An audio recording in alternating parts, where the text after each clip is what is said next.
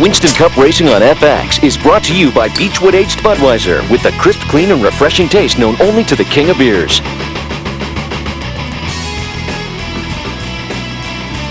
Caution is out at Martinsville Speedway, and here is why. The Burton brothers. The leaders are coming. That's why. Everybody's getting a little impatient. The leaders are coming. Got to get out of my way. I got to go. Oh, it's the Hatfields and McCoys, Darrell. It's the Burton brothers side by side, and it's the Sadler brothers that end up. There you see the leader, Jeff Gordon, at 24. That's how close he was to that pack. The spotter and the crew chief don't realize what the pressure they put on that driver when they tell him he's got to go. Well, Elliott Sadler's car wasn't working all that well.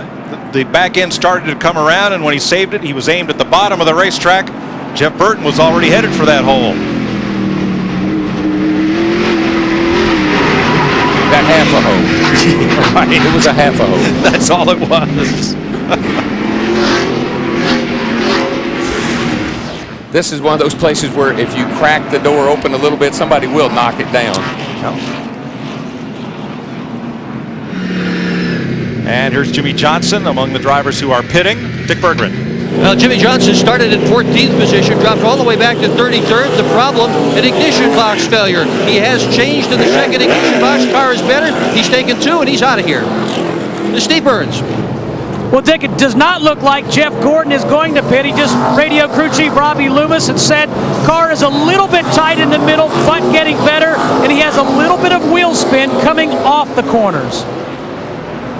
You know, in the truck race and in the Stacy's Cup car, that patch down there where they put the tunnel in, the walk-through tunnel, as the race went on in the truck, every time I'd get on that concrete and touch the gas, it'd want to spin the tires. So there's this patch right here is they put a tunnel in right here, a walk-through tunnel, and that patch right there, when you hit the throttle, it makes the tires want to spin. You can see it's not near as black as other concrete, not as much rubber on that. That other concrete has had rubber going down for a long period of time.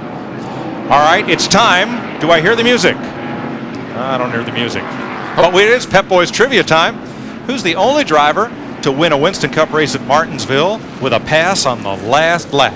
Oh, well, I believe it was my man DW. Yeah, do you remember? All right, I was running third. Yeah, he was third. Who was ahead of him on that last lap? Now, you didn't ask that question. One not question, on the board. One question per Pep. Well, this one was easy.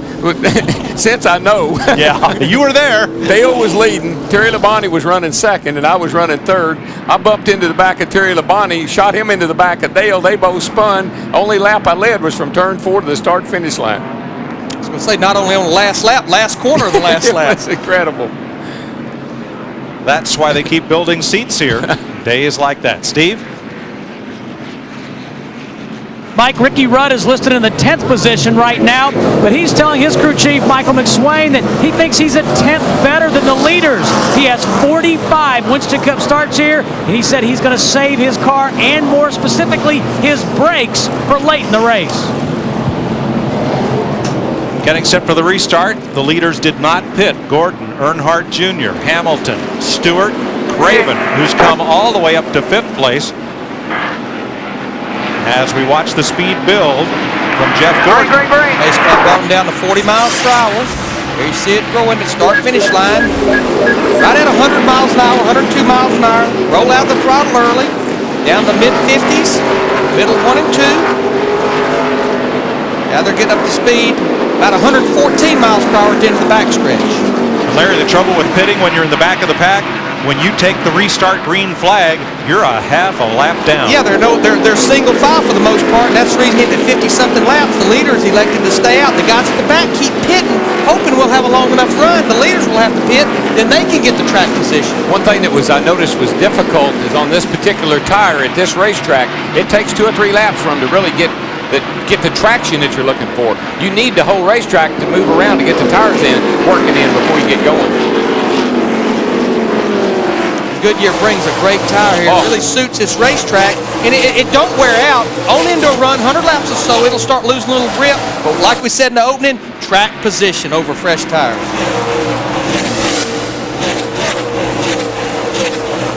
Tony Stewart with a run on Bobby Hamilton.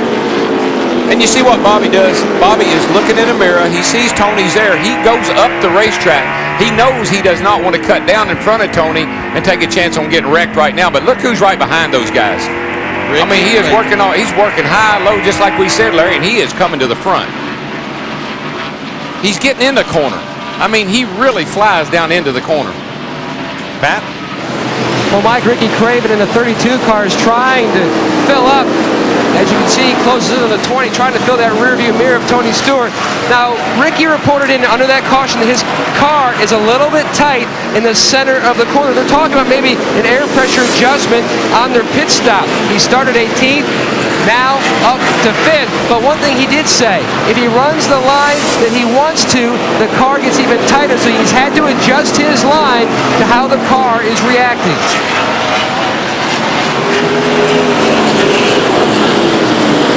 Jimmy Johnson's crew has just told him to watch his shifts. When he changed the ignition box, they lost the rev limiter. So he's got to be very careful that he doesn't over-rev the engine, shifting the car from here on. And what they're talking about, these cars have 2 ignition systems in them. One has the rev limiter in it. One will have a chip in the rev. It's about a 9200, I would imagine, 9200 RPM. When you go to the other ignition, they don't have a rev limiter in that ignition. That's for the end of the day. When you want to maximize everything you can, you switch to the other ignition, get rid of the rev limiter. But now he's that way all the way to the end. Just look how far the RPMs fall down. 48, 4900. That's down in the middle of turn 1 and 2. All the way like we talked about, 9,000 in the backstretch. There you see he's about 14 seconds behind leader Jeff Gordon and losing. That's 2/3 of a lap. And the engine has to make that pull 1,000 times to get through this day. Well, just on that restart, they came off a corner 4 down in turn 4 at 40 miles an hour, and they were over 100 miles an hour when they got to the first turn. Wow. That was on a restart. That's how quick you accelerate. Let's go back to 18th place, where Jeremy Mayfield is working on Robbie Gordon. This is the car that Casey Atwood, who drove the 19 last year, actually sat on the pole with at Phoenix. They didn't come and test here. They went to another short track, Greenville, South Carolina, and tested like a lot of teams did, just trying to work on their short track program without burning one of the 7 NASCAR tests. But you know something I also learned, Larry, the last couple of weeks is Caraway, the little racetrack where we took the truck. A lot of teams are finding out Greenville's a great place to go test. It's nice and flat. But Caraway has a lot sharper turns. You get your car or your truck to turn at that racetrack, it seems to work good here. Dennis Sester, who won the truck race yesterday, tested for 2 days at Caraway before he came here. The teams are allowed to test at non-Winston Cup tracks as much as they want.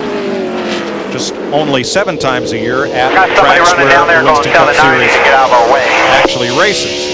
I tell you, and Larry and Mike, y'all have to help me here. I got information overload. I've been down in the pits for 2 days, and I found out more things that the guys are doing and not doing than I ever have. Now, as we're with Dale Jarrett, as we first took that shot, you heard him ask the 90 spotter if he'll give me some room. And it backs up what Larry said at the top of the show. It's easy to catch somebody here. Boy, it's hard to pass them. If they're running the bottom, you see Rick Mass in the 90 car right around the bottom. Dale Jarrett keeps searching around. He just can't get by him. This is the same car that Dale Jarrett run both races with last year and actually won a year ago with. How about this guy right here, though, that won the fall race? Ricky Craven in that 32. He goes by Tony Stewart. That's a battle for 4th place. TIDE looks pretty good today, boys. It's always, that car has, I don't care who's driving TIDE, they win at Martinsville. You've won, Ricky Rudd's won, Ricky Craven's won. Pretty neat. 71 of 500 laps are complete. Settle in for a long haul here at Martinsville. Jeff Gordon is our leader.